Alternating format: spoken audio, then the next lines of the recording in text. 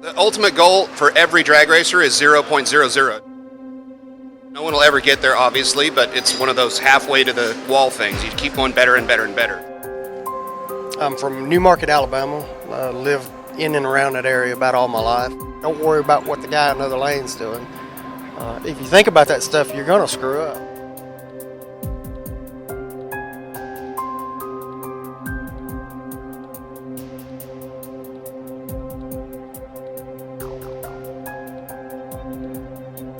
We went 629 a couple trips back, and we came this time and said, well, the next big goal would be to run faster than Joe Signorelli from Gas Motorsports, who held the record at 625.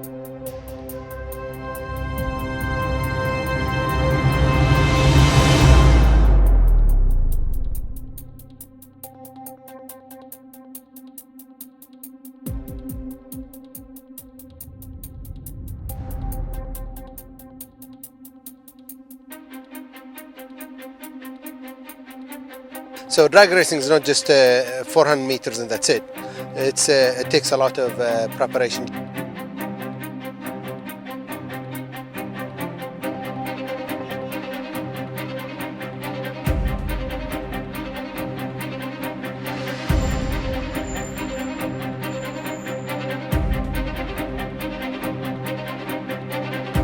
Even my family, I'm gonna go racing. They would say, please don't go. You're gonna kill yourself.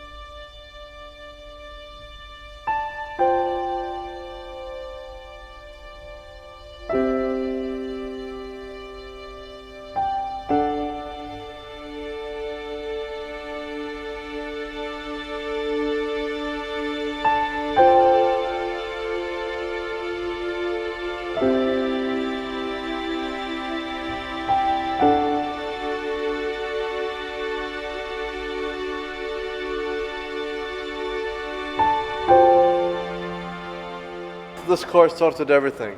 I got this car back in 1993 when I used to study back in Austin, Texas.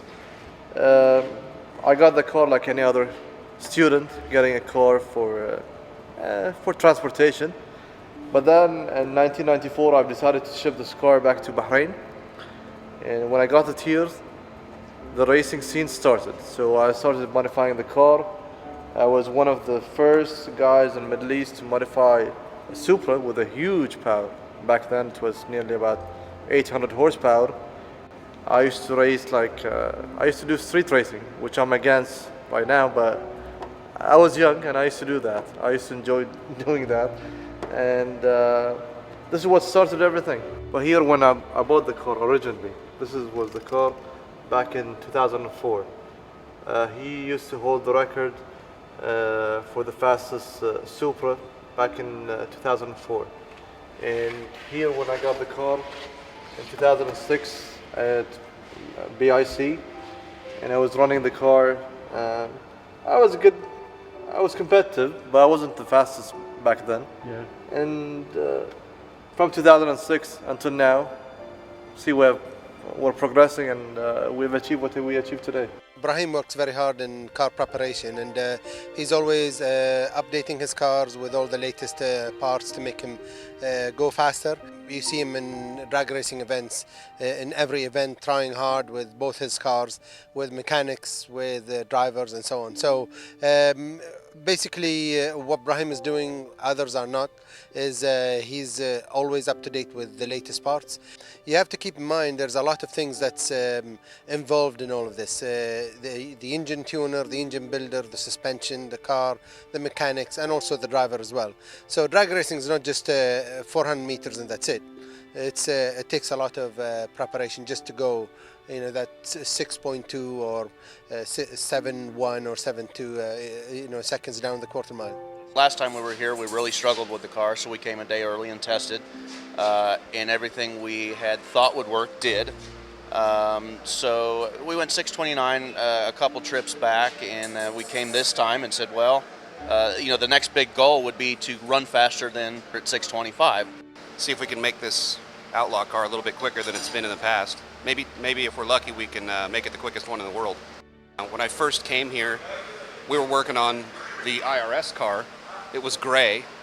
Khalid Muhammad was driving it, and seems to me we were going to be happy if the car ran in the 9s, and it ended up going 9.12, which was like we were all blown away. We couldn't believe it, and little did I know 6 years later we'd be here with a car trying to run 7.12, the same exact car. Anytime you go to the races, you obviously you want to try and win. Sometimes that's possible, sometimes it's not. With a drag car, more than maybe any other kind of car, it really comes down to the tuner and what you do power management wise with the engine. The tune part on the engine, once the engine's done, it's done.